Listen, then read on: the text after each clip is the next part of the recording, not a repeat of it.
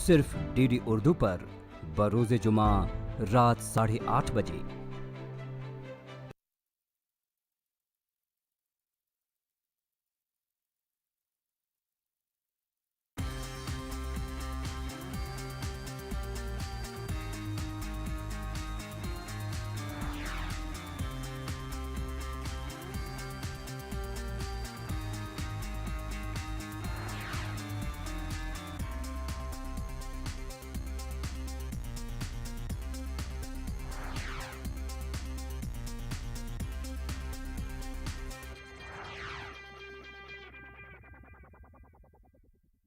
पंजाब का कदीम शहर भटिंडा शुजाअत और जवांमर्दी की यादगार है। इस शहर ने ताकतवर मुगलिया सल्तनत और अंग्रेजी हुकूमतों का मुकाबला किया। ये शहर हर दौर की यादों को अपने सीने में समेटे हुए है।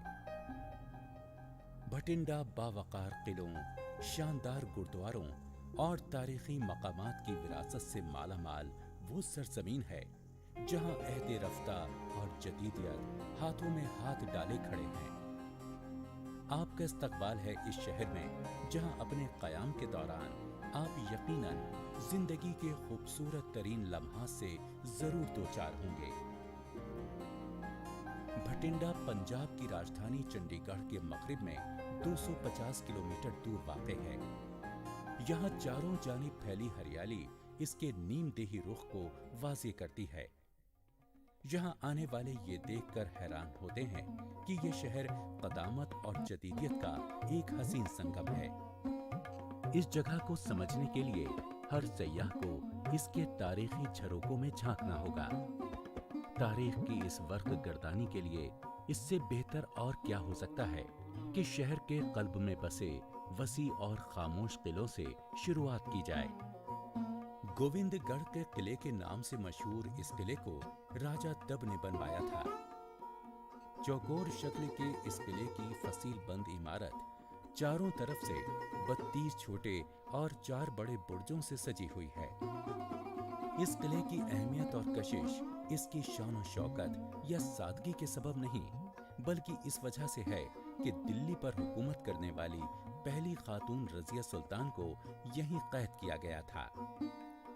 हालांकि वो कैद खाना अब ढहकर पत्थरों के ढेर में बदल चुका है, लेकिन अब भी लोग यहाँ उस हस्ती को खिराज अकीदत पेश करने के लिए आते हैं जिसकी यादें इस ढेर से वाबस्ता हैं।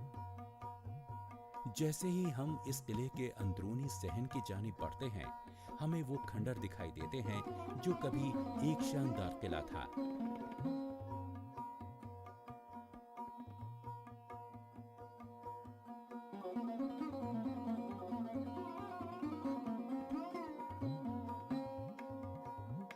पंजाब की खासियत चारों तरफ फैली हरियाली में ये किला हमें अपनी तरफ मुतवज्जे कर लेता है। ये किला सहराई फिजा की मुनासबत से तामीर किया गया है। इस सादे से किले की असल सजावट और कशिश मलिकाओं के वो हुजरे हैं जिन पर खूबसूरत गुलबूटों की नक्काशी की गई है। इस कदीम इमारत में तजदीदकारी किए हुए कुछ हिस्से इसे जदीद शक्ल अता करते महसूस होते हैं। यहाँ से चले जाने के बहुत देर बाद भी यहाँ गुजरे दिनों की शान और शौकत की यादें देखने वालों के जहन पर छाई रहती हैं। भटिंडा की मुकद्दस तरीन इबादतगाह तलवंडी साहब गुरुद्वारा है।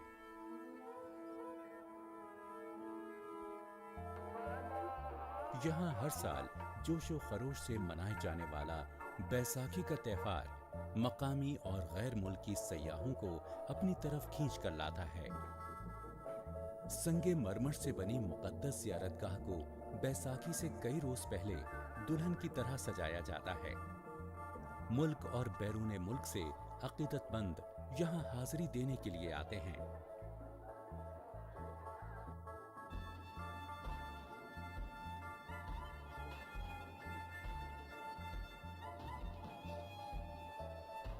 यहाँ के मुकद्दस अकाल तख्त साहब को पीले रंग के कपड़े से ढका जाता है।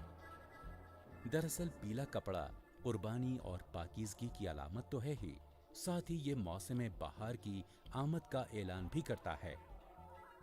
फिजाओं में गूंजते मजहबी गीत और भजन पूरे माहौल को सहर अंगेज बना देते हैं।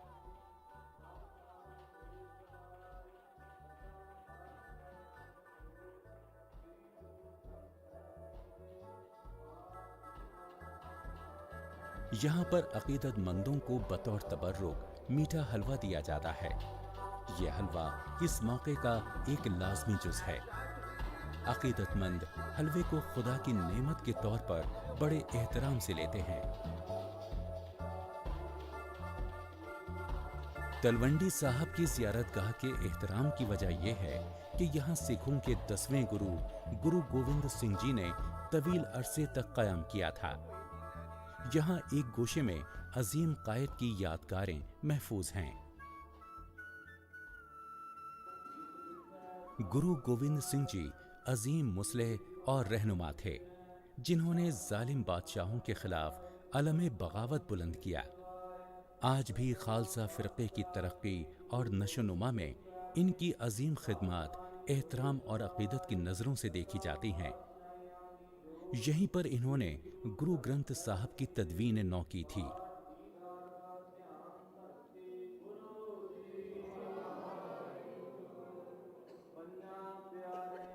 हर साल बैसाखी के मौके पर इस अजीम वाक़ये को याद करने के लिए जुलूस अमन बरामद किया जाता है। इस दिन अकीदतमंद तड़के से ही यहाँ जमा हो जाते हैं ताकि मजहबी तकरीब में हिस्सा ले सकें। रूहानी पेशवा और ज़ियारतगाह के जिम्मेदार अफराद इस मौके पर मजहबी रसूम अदा करते हैं। इसी मकाम से जुलूस का आगाज होता है।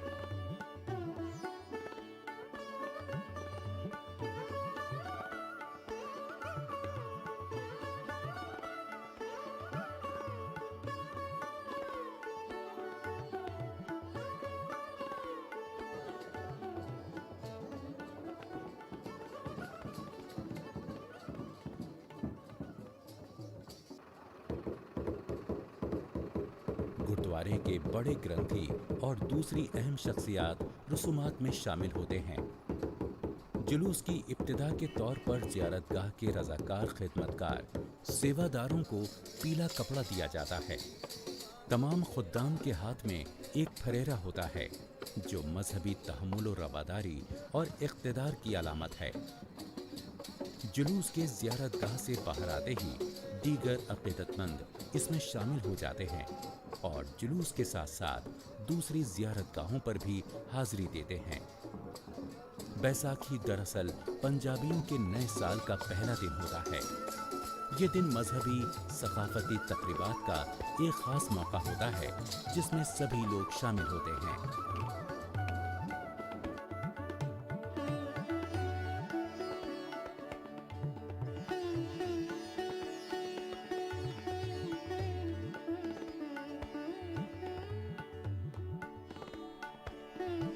हद्दे निगाह तक फैला ये जुलूस अपने गुरुओं की अज़मत की कसीदा ख़्वानी करता है।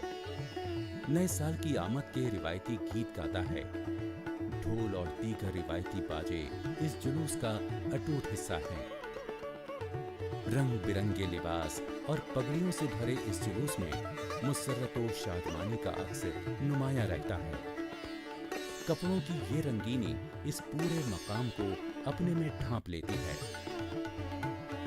अक़ीदतमंद दीगर इबादतगाहों की जानिब पेश कदमी करते हैं और बहुत जल्द अपनी पहली मंजिल पर पहुंच जाते हैं।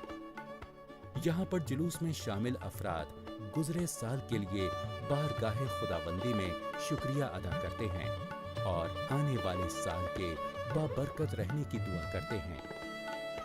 अमन और भाईचारे का ये नज़ारा बेहद असर अंगेज होता है।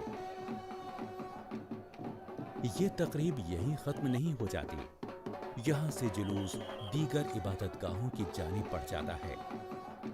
दिन जैसे जैसे चढ़ता है नई नई रसूम की अदायगी होती है। धीरे धीरे मजहबी रसूम में रिवायती जोश भी खुलने लगता है। सिखों का एक तबका नहंग इस मौके पर सिपाहगरी के हैरत अंगेज करतब दिखाता है।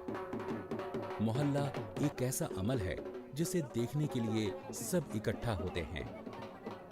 जिस वक्त घुड़सवार हैरत अंगेज मार्शल आर्ट की नुमाइश करते हैं तो देखने वाले खुसूसन खवातीन और बच्चे हैरत से दांत तले उंगली दबा लेते हैं। तकरीबात अगले रोज भी जारी रहती हैं। इस दिन अलग सुबह अकीदतमंद भटिंडा से चंद किलोमीटर दूर वाक़े मैसर खाना मंदिर पर हाजिरी देते हैं। ये अहाता 2 ज़ियारतगाहों पर मुश्तमिल है। ये ज़ियारतगाहें भगवती माँ से मंसूब हैं।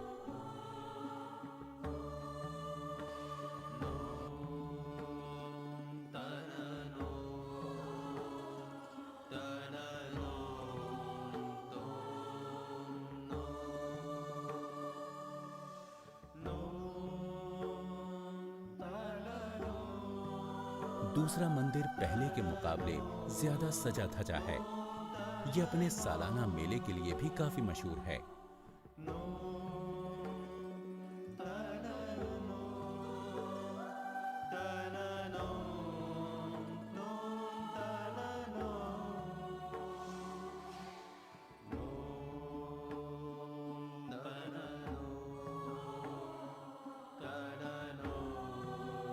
माना जाता है कि इस मंदिर में की गई दुआएं जरूर कबूल होती हैं, जिसका सबूत है ये स्टील की प्लेटें जो अकीदतमंद मनचाही मुरादें पूरी होने पर एहतराम और अकीदत के साथ यहाँ नज़र करते हैं।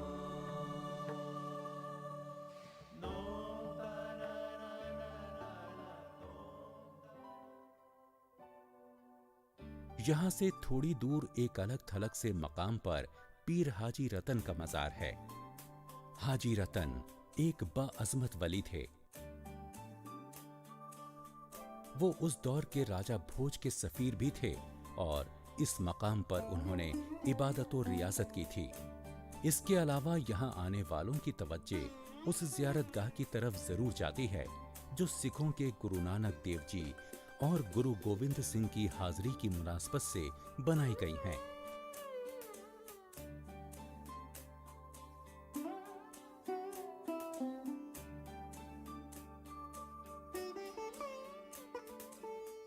यकीनन ये मकाम मजहबी रवादारी का आईनादार है। भटिंडा से जरा ही दूर साबिक शाही रियासत कपूरथला आबाद है।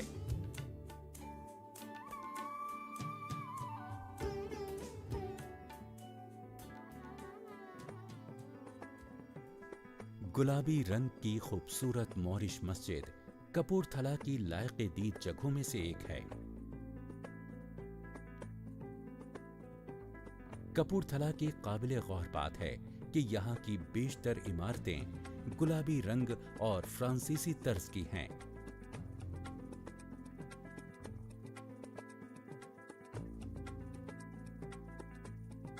दरअसल रियासत कपूरथला पर शुरुआती अय्याम में फ्रांसीसियों का बहुत असर था।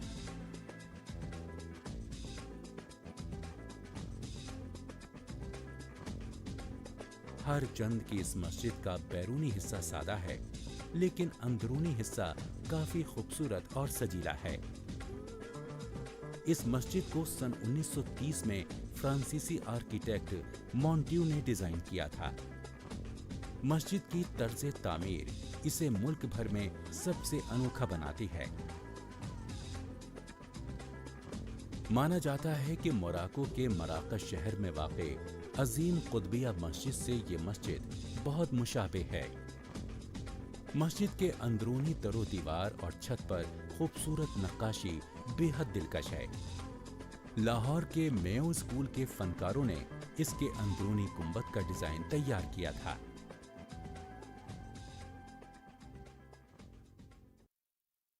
कपूरथला रियासत की तारीख की झलक देखने के लिए यहाँ के सैनिक स्कूल का दौरा करना जरूरी है। यह स्कूल हिंदुस्तान के सफ़े अव्वल के पब्लिक स्कूलों में से एक है। स्कूल की गुलाबी रंग की इमारत फ्रांसीसी तर्ज की है।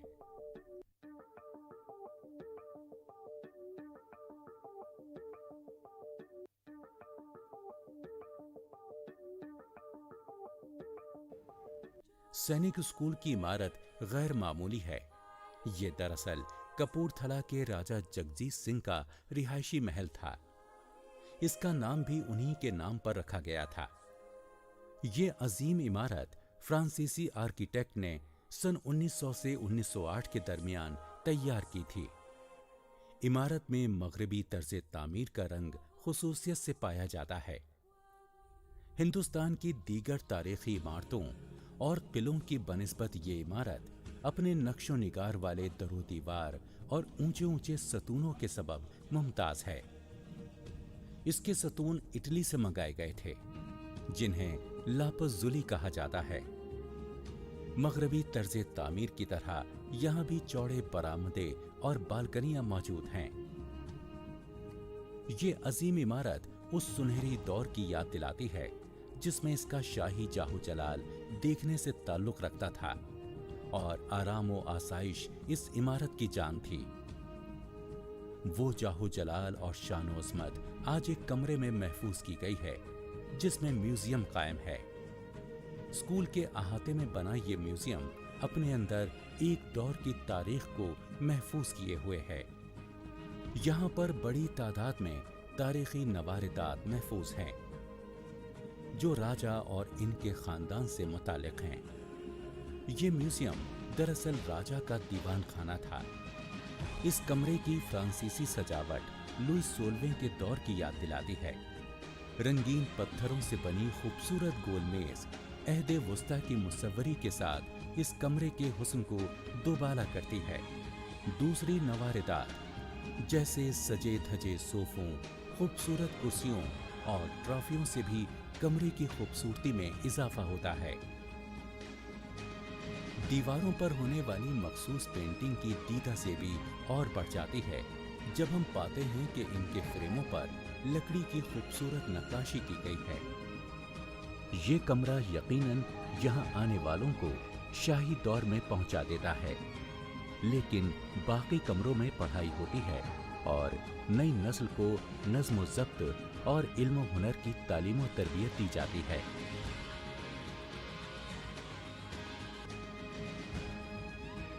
स्कूल की बहुत बड़ी लाइब्रेरी में कीमती किताबों का ज़ख़ीरा है।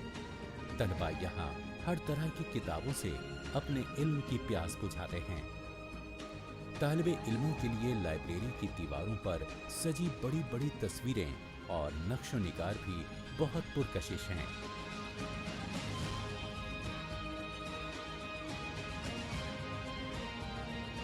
हालांकि स्कूल का मकसद फौज के लिए नज़्म ज़ब्त के पाबंद, लायक और होशियार सिपाही तैयार करना है,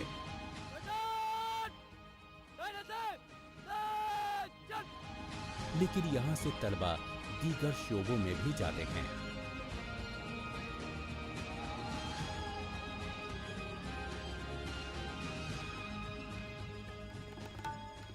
आइए अब वक्त है कपूरथला के पंच मंदिर के दर्शन का।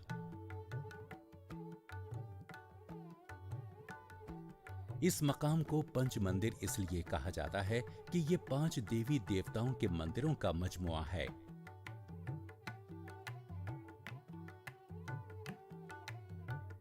फने तामीर के एतबार से ये मंदिर राजस्थान की किसी हवेली से ज्यादा मुशाबे मालूम होते हैं।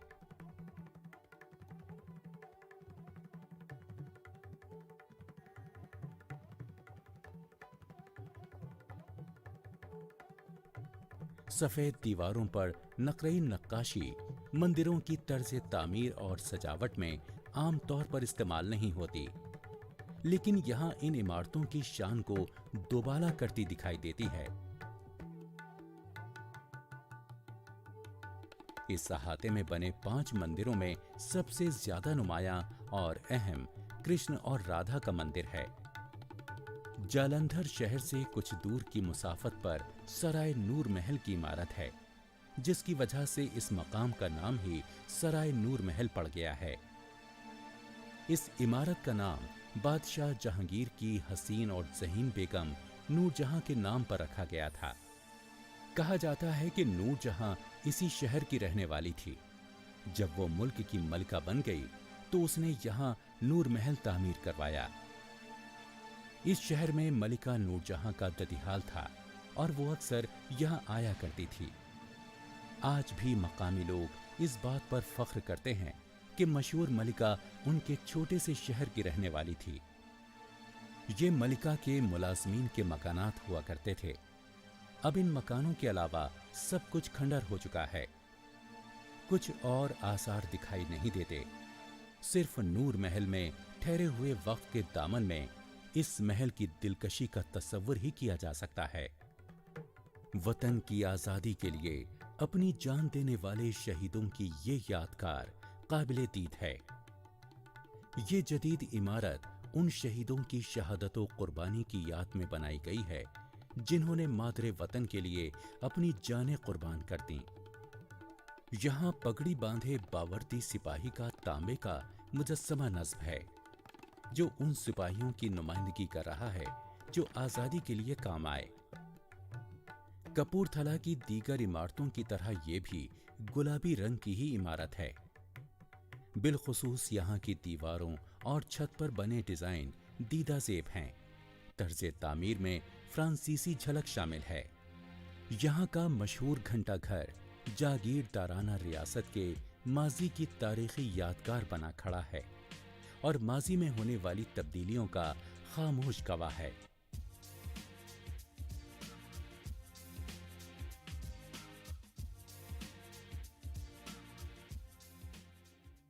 नूर महल के करीब ही 17वीं सदी के मोहम्मद मोमिन हुसैन और हाजी जमाल का मकबरा है। ये उस्ताद और शागिर्द के मकबरे के नाम से भी जाना जाता है।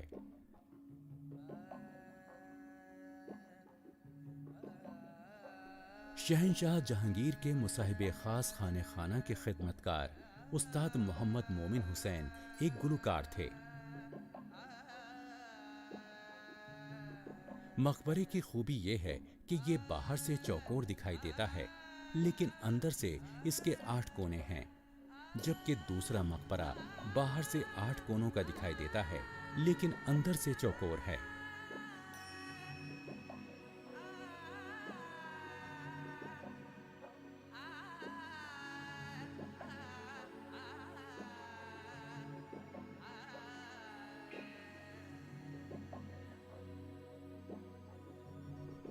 यहाँ पर उस्ताद और शागिर्द आसपास अबदी नींद सो रहे हैं।